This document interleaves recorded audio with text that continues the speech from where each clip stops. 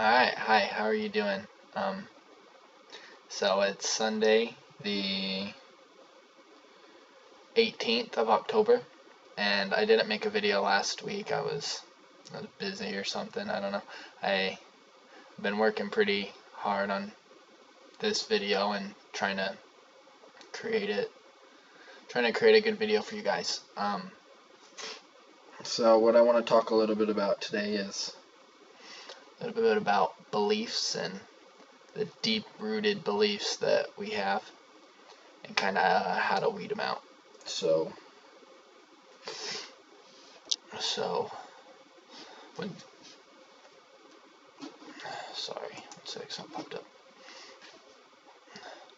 When starting to apply the law of attraction into your life, if you start to see things that you don't want, and you're saying, well, I'm doing this law of attraction, I just started, and my life still isn't going the way that I want it to. I'm not seeing any changes, like, significant, that I'm noticing. I still work at this crappy job. It's been 2 months. Like, what the heck? This isn't working.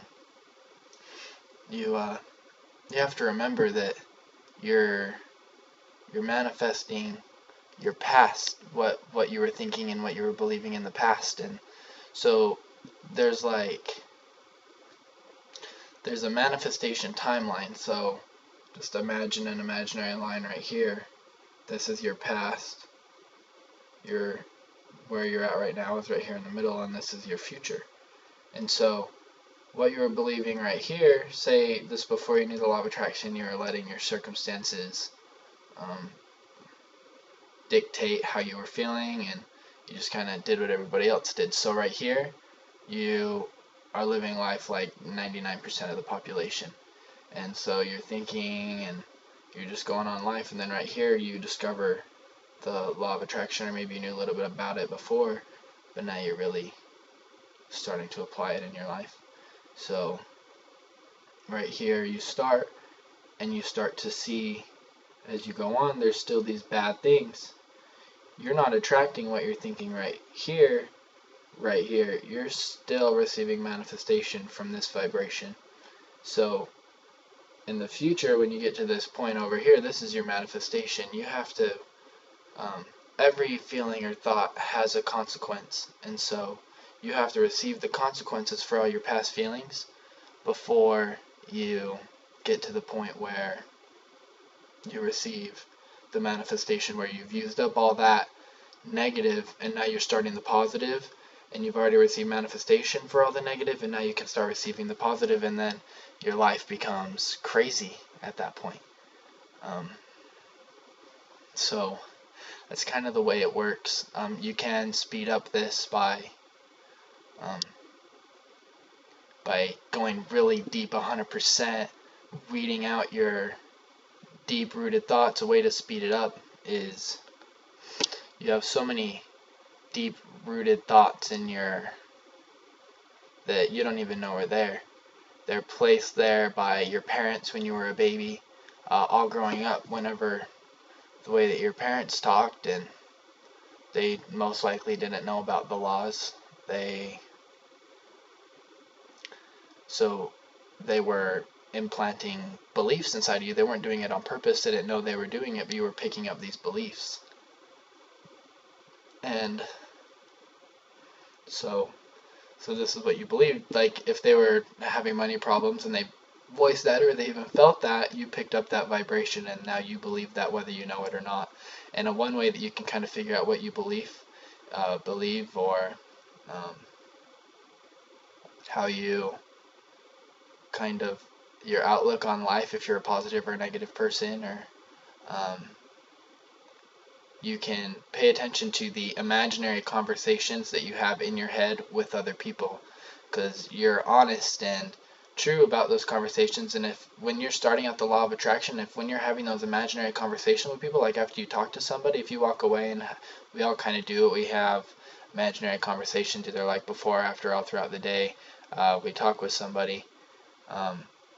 If those conversations are still negative, that's how you really feel. Even though you're trying to be positive, that's your belief. So pay attention to those and evaluate them, and that kind of that's one way you can weed them out.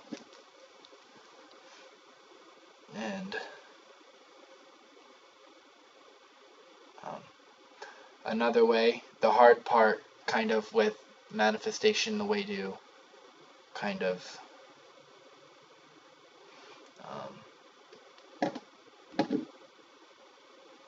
the way to speed it up fastest and even to start to receive immediate manifestation, or what people call synchronicity, where right after you think of something, it shows up. So you're thinking of somebody and immediately they call you and you're like, wow, what a coincidence, is to believe fully 100% what you're imagining, not seeing a gap, not seeing that I don't have it. If you can get to that point, this is the hard part, where as soon as you think it, you believe it, that it's yours 100%, you can start to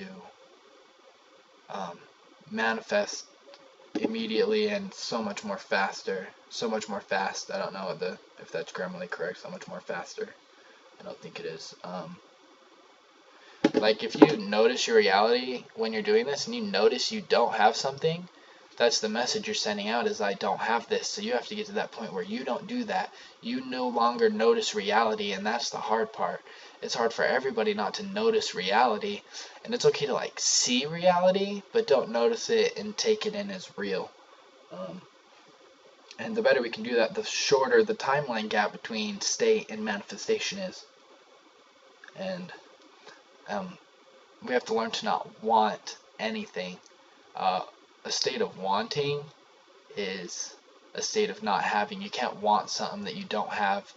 You no longer desire anything that you don't have. Once you get it, you're no longer in a wanting or a desiring state. Yeah, you can. I mean, like,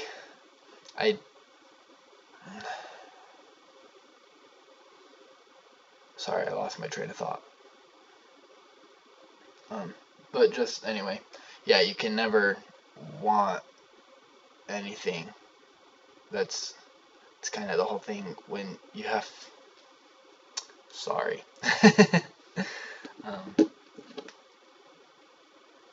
Let me just take a couple deep breaths.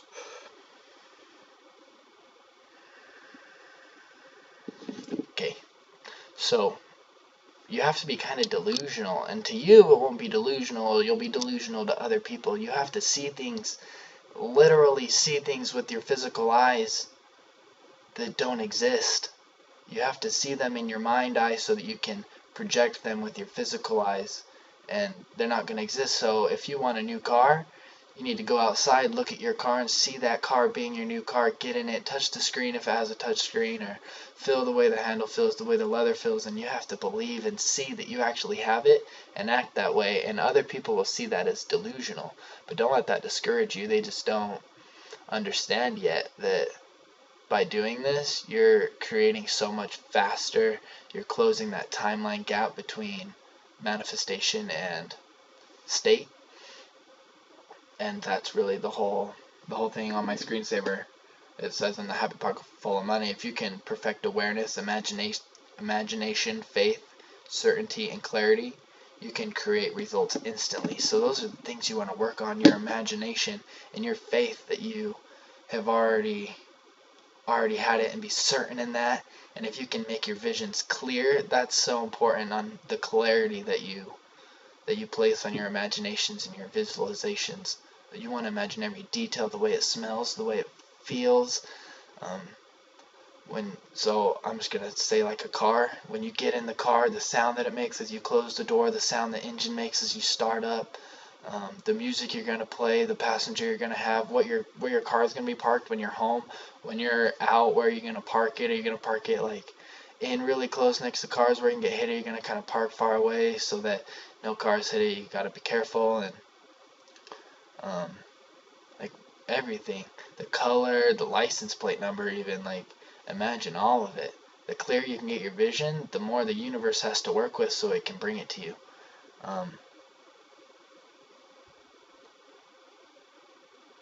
But yeah.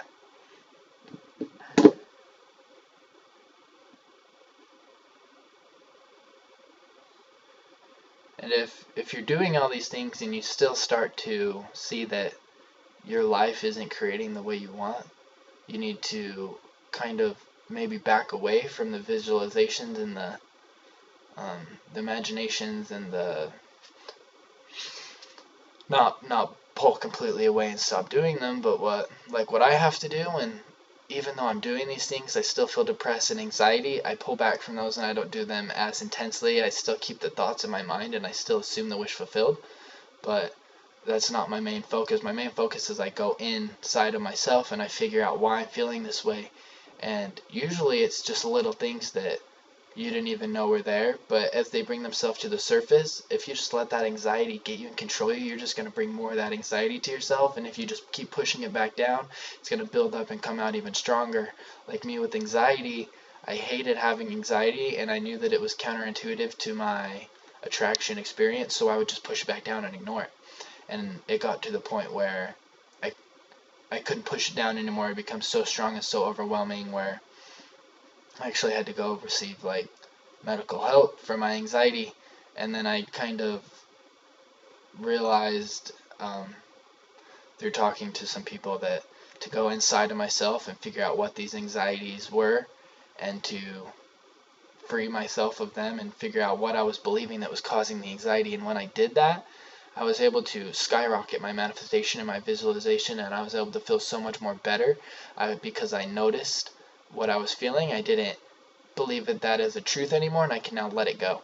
And so that's really, really important. If when doing these things you start to feel anxiety and maybe you're not manifesting as precise or as amazing as you would like, and you're doing all these things, you're wondering why, go inside of yourself and think of what you're believing and maybe the false beliefs you have. You can't hold too tightly on anything, even if you believe something to be so true, and you hear something that maybe is counterintuitive to that, but you holding on to that thing that you believe is true but might actually be false, you holding on to that is more detrimental to you creating your life and your happiness than it is helping you. So we have to learn to let go of those things. Don't hold on to any belief too tightly.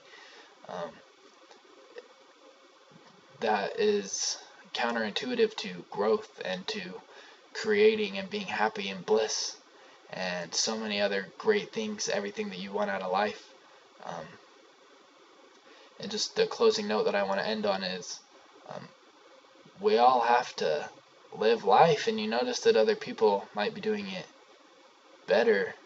Like they might be able to experience life more fully than you, but they're living the exact same life you are. They might not have the same trials, but we're all on this earth and we all go through certain things. But some people take no option other than to enjoy life and to experience life to the fullest, while other people settle and they let their beliefs control them, and they don't fully grasp the power that we all are. We all are infinite beings and one with the universe. You have to expand outside of yourself and realize that we are not this physical body. We are a spirit having a physical experience, and we have this spiritual unlimited power inside of all of us, and all we have to do is learn to utilize that power, and you can start to live life however you want, and being happy and in bliss all the time, full of excitement, and that's what life is all about. And that's what I'm trying to help people do.